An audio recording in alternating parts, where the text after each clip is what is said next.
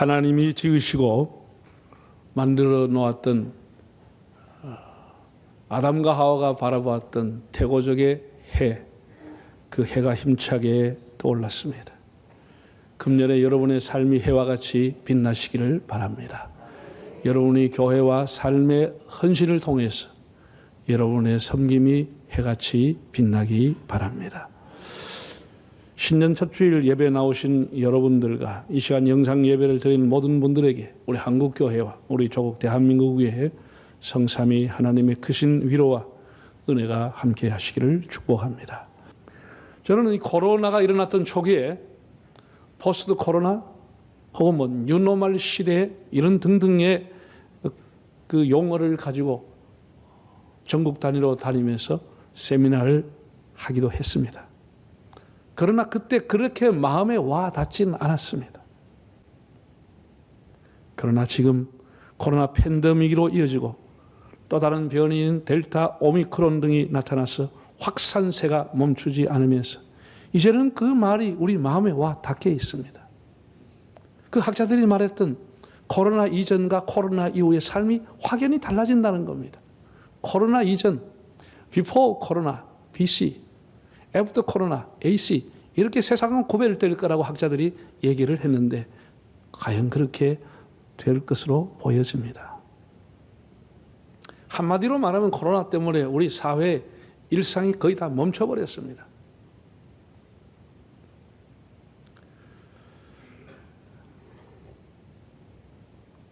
여러분이 작년에 도쿄올림픽을 이렇게 TV를 통해서 보았을 겁니다. 작년에 했던 도쿄올림픽, 2021년 도쿄올림픽이라고 적어야 되는데도 그 타이틀은 2020 도쿄올림픽 하면서 개막식도 무관중으로 했습니다. 참 서글픈 얘기지요. 서글픈 얘기죠. 코로나 확산을 막기 위해서 1년 동안 연기하다가 한 것인데 1년이 멈춰버리고 사라진 겁니다. 그래서 2021년도에 하면서도 2020이라는 타이틀을 그대로 가지고 하게 된 겁니다. 이렇게 사회가 멈춰버린 겁니다.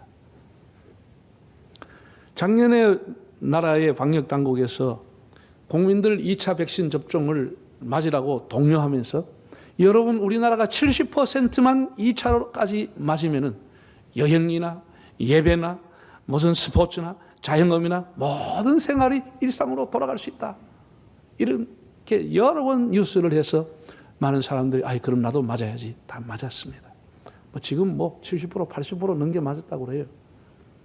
이스라엘이라고 하는 나라는 나라도 좁지만은 대동단결해가지고 세계에서 가장 먼저 70% 가까이 도달하면서 마스크를 벗어 던지며 축제를 했습니다. 그러나 지금 어떻게 됐습니까? 다시 거리 두기 강화 조치가 내려지고 다시 국경이 폐쇄당하고 더 우리는 쪼여들면서 어려운 삶을 살게 됐습니다. 여전히 멈춰진 상태. 물론 이 가운데 호황을 누리는 것도 있습니다. 배달하는 사람이라든지 홈쇼핑하는 사람들은 이런 것을 아주 대박을 터뜨리는 기회로 삼았습니다. 전 세계에서 여러분 코로나 확진자가 약 3억 정도가 나왔습니다. 하루에도 매일 150만 명 정도가 확진되고 있다는 겁니다. 너무나 엄청난 얘기죠. 코로나 때문에 지금까지 죽은 사람이 세계적으로 540만 명이 죽었는데 하루에 6,600명이 코로나로 죽어가고 있다는 겁니다. 그 위험한 코로나의 끝이 보이지 않는다고 하는 것이 세계의 경제적인 공황과 공포로 오기가 쉽습니다. 이런 가운데 일부 교회도 방역을 소홀히 하고 감염 통로가 되었습니다. 교회발 확진자라고 하는 뉴스가 거듭 나오면서 교회는 신뢰에 심대한 타격을 받게 됐습니다. 사상 초유로 교회가 온라인 예배라고 하는 것으로 전환하고 교인들의 숫자를 제한했습니다. 여러분 서울에 가면 대형 교회들은 철저하게 방역을 합니다. 제가 여러 교회를 가보지 않았겠습니까? 10,000명 이상 모인 교회들을 5,000명 이상 모인 교회들을 철저하게 방역합니다. 딱 들어온 입구 한 군데로 통제하고 2번, 3번 거쳐야 되고 그리고 토요일 날 예약하지 않으면 그 예배 갈 수가 없습니다. 1부에 예약하겠다, 3부에 예약하겠다. 예약제 한 사람만이 교회 오는 겁니다. 그 외 사람을 교회 아예 입장 자체를 안 시켰습니다. 제 친구 목사님이 한 달 휴가를 얻어가지고 갔는데 갈 교회가 없더라는 거예요.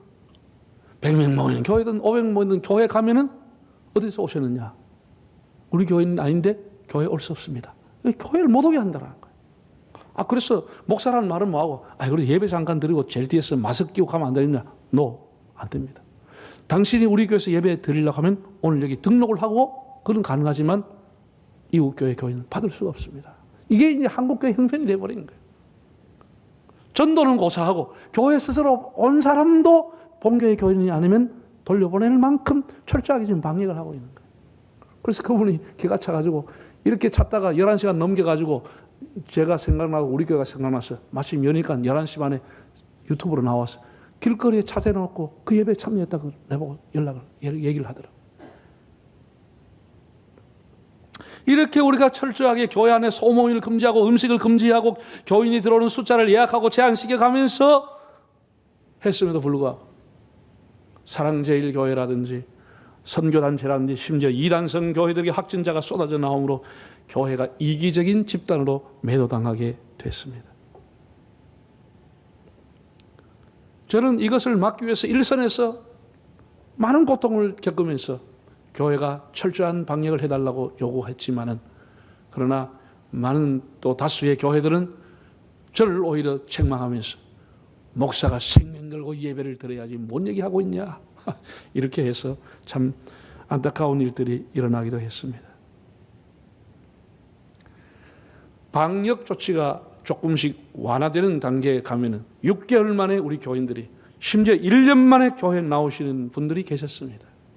제가 강단에서 보면 그분들은 예배 드리는 내내, 설교 듣는 내내 눈물 흘리면서 감격의 예배를 드렸습니다.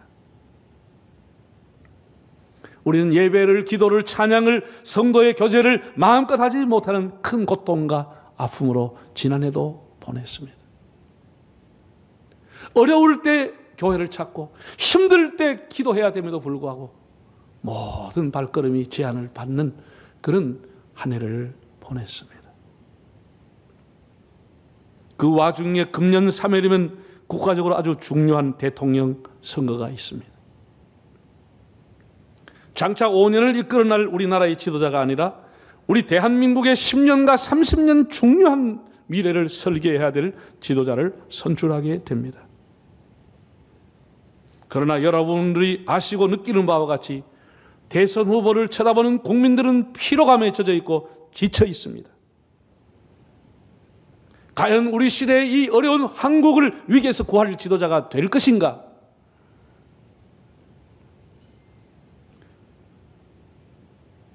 남북과의 갈등, 지금 여전히 냉전으로 돌아갔습니다. 미국과 중국의 강국의 틈방에 있는 우리의 이런 국제정세 속에서 과연 희망을 쏘아올릴 수 있는 지도자가 될 수 있을 것인가라고 하는 데 대해서 많은 국민들은 의아해하고 있습니다. 물론 대통령 한 사람이 하는 일은 아니지만은, 그러나 대통령이 가진 권한과 할 수 있는 일은 굉장히 중요한 일이 많이 있는데 과연 이런 염려들을 사방에서 하고 있습니다. 작년 2021년은 모처럼 선거가 없는 해였습니다. 물론 서울시장이나 부산시장들의 성추행 사건 때문에 보선이 있긴 했지만 작년에는 공식적으로 전국적인 단위의 선거가 없었음에도 불구하고 얼마나 작년에 혼탁하고 얼마나 시끄러웠습니까? 금년에 선거 때문에 더 시끄러울 것이고, 어떤 정치평론가는 이렇게 글을 썼더라고요. 선거가 끝난 이후에 한국 사회는 더 분열되고 더 갈등할 것이다. 참으로 염려스럽습니다. 총칼보다 더 무서운 이념 전쟁을 날마다 하고 있습니다. 거기다가 주택 정책의 실패와 부동산 상승으로 분노한 민심에 불을 지른 것이 LH주택공사 사건과 대장동 사건입니다. 이제는 정책은 다 사라졌습니다. 감정 대립과 원색적인 비난을 하는 대선판을 보면서 교회가 무엇을 새롭게 할 것이고 사회에 대해서 무엇을 이롭게 할 것인가라고 하는 번민을 하지 않을 수가 없게 됐습니다. 이런 시대에 우리가 어떻게 교회를 새롭게 할 것입니까? 이게 코로나로 제한받고 있는 교회가 어떻게 새로워질 것인가? 사회 속에 교회가 무엇을 유익을 줄 것인가? 우리는 번민하며 기도하지 않을 수가 없습니다. 오늘 두 가지 말씀을 드리겠습니다.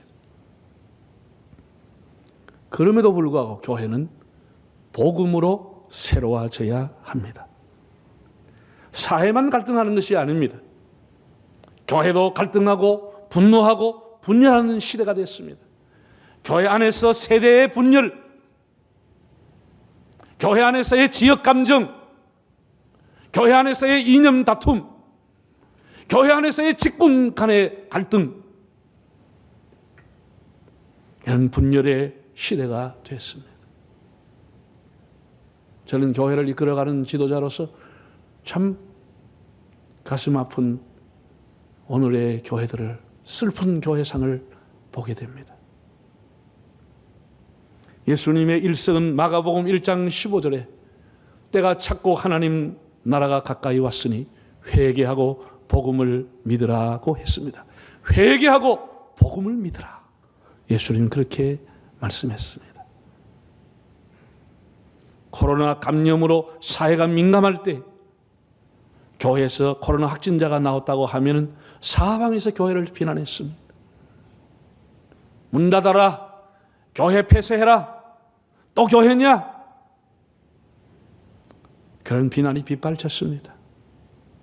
그러면 교회는 좀 겸손하게 자신들을 돌아보고 철저하게 방역에 신경을 쓰면서 이웃에 부담이 되지 않게 해야 함에도 불구하고 교회 내부적으로 종교의 자유를, 예배의 자유를 부르짖고 정치 방역이라고 하면서 오히려 방역 당국을 공격하고 세상을 원망하고 지하철은 저렇게 빽빽하게 사람들이 많은데 괜찮고 교회만 왜 잡느냐, 이렇게 변명을 해왔습니다.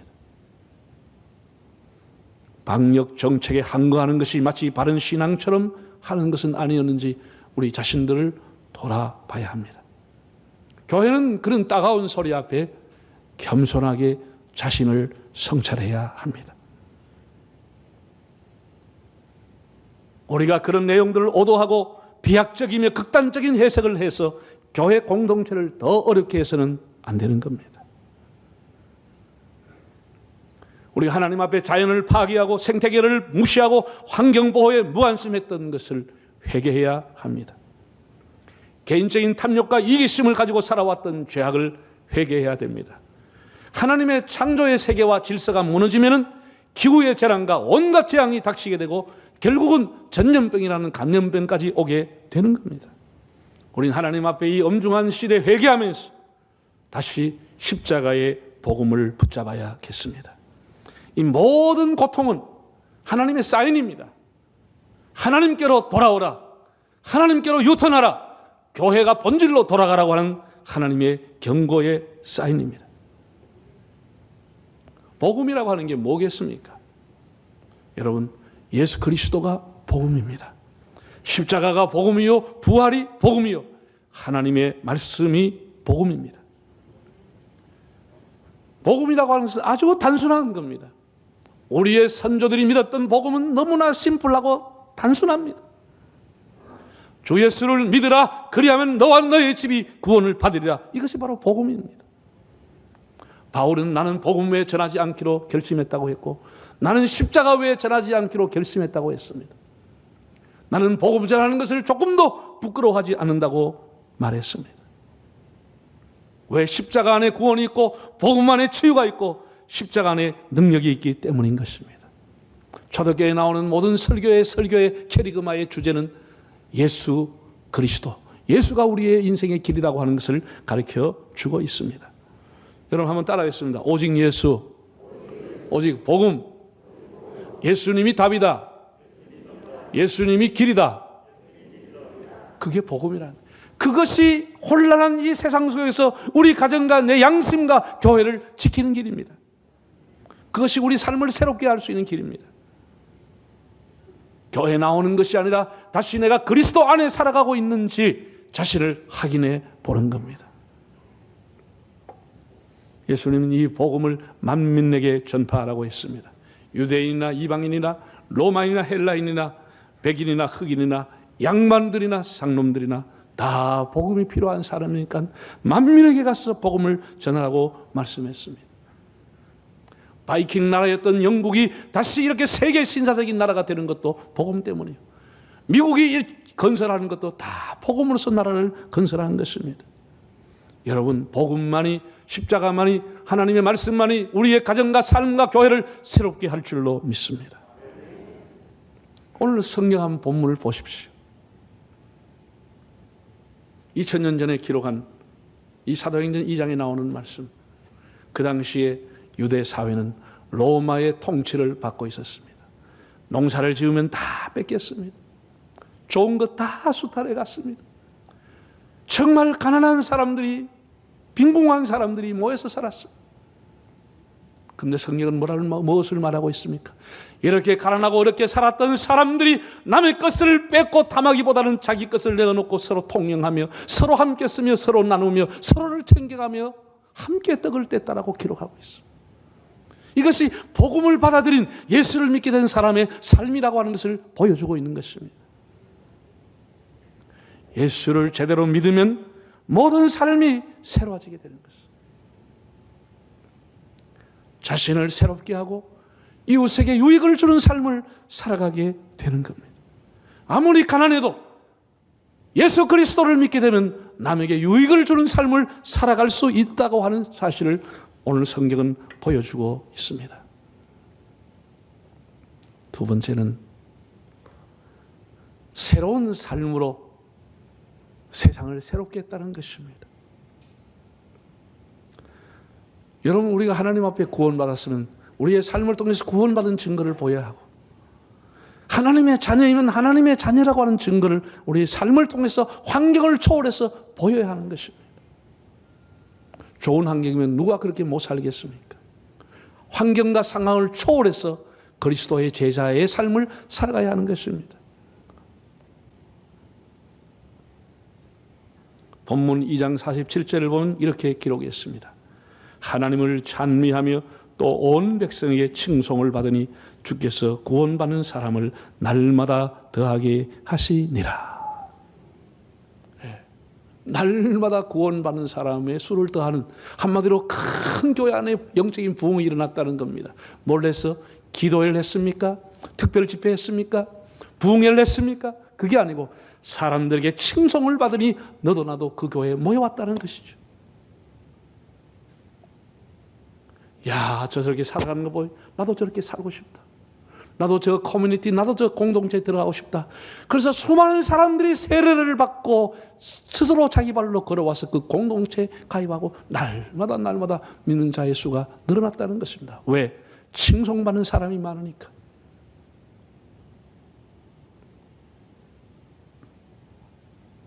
여러분, 새해는 우리 교회가, 우리의 지역사회로부터 칭송받는 교회, 여러분들이 칭송받는 성도로 살아가시기를 바랍니다. 성도는 그런 거룩한 목표를 가지고 새해를 출발해야 된다고 봅니다. 교회스럽다고 하는 말이 코로나 시대의 신조어가 됐습니다. 교회스럽다. 방역을 무시하고 막무가내로 예배를 드리는 교회를 가리켜서 사회가 비난하며 비아냥거리는 소리가 교회스럽다라고 하는 용어입니다. 우리는 그런 말을 부끄럽게 생각해야 됩니다. 교회스럽다가 아니고 교회답다라는 소리를 들어야 하는 것입니다. 목사답다, 과연 장로답다, 과연 집사답다, 이런 소리를 들어야 되지.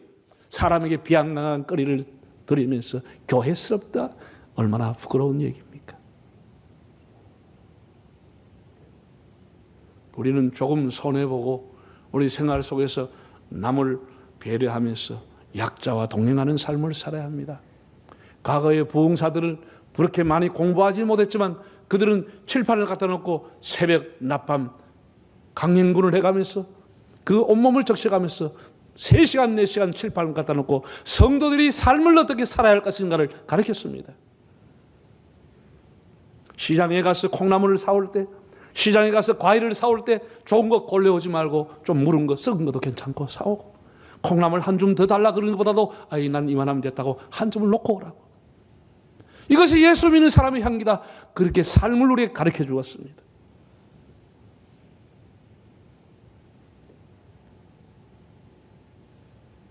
우리가 마트에서, 시장 통해서, 지역의 상점에서 예수 믿는 사람 참 교인답게 그렇게 살아가고 있는지 우리 자신들을 돌아볼 수 있기를 바랍니다.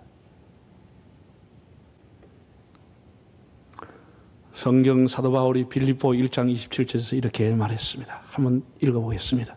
오직 너희는 그리스도의 복음에 어떻게 합당하게 생활해라. 여기 간주 밑에 보면 생활하라고 하는 말을 시민 노릇하라 이렇게 기록했습니다. 너희가 예수의 복음을 믿었으면 예수님의 시민답게, 천국의 시민답게 살아가라고 바울이 권면하고 있는 겁니다. 합당하게라고 하는 말 헬라어를 찾아보니까 악시오스라고 하는 단어인데 어울리게, 경건하게, 칭찬받을 만하게 살아가라 그런 뜻입니다. 여러분이 가정생활하면은 하나님을 믿는 사람답게 합당한 삶을 사십시오. 여러분이 사업하든지 직장생활하든지 복음에 합당한 경건한 직장생활과 사회생활을 하십시오. 여러분이 해외여행을 가도 복음에 합당하게 여행을 하십시오. 우리의 생활이 중요한 겁니다.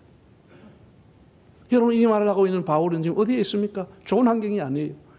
바울은 제수로서 로마에 압송돼서 예수 믿는다고 한 것 때문에 로마에 압송당해서 로마의 12대 뜰에, 로마의 황제의 친위대 뜰이 있는 감옥에 갇혀 있으면서도 그는 그 사람들에게 얼마나 멸시와 무시를 당했겠습니까만은 그는 그 고난과 환경을 초월하면서 여러분 어디에 살든지 천국 시민으로 살아가시오 이렇게 말했다는 거예요.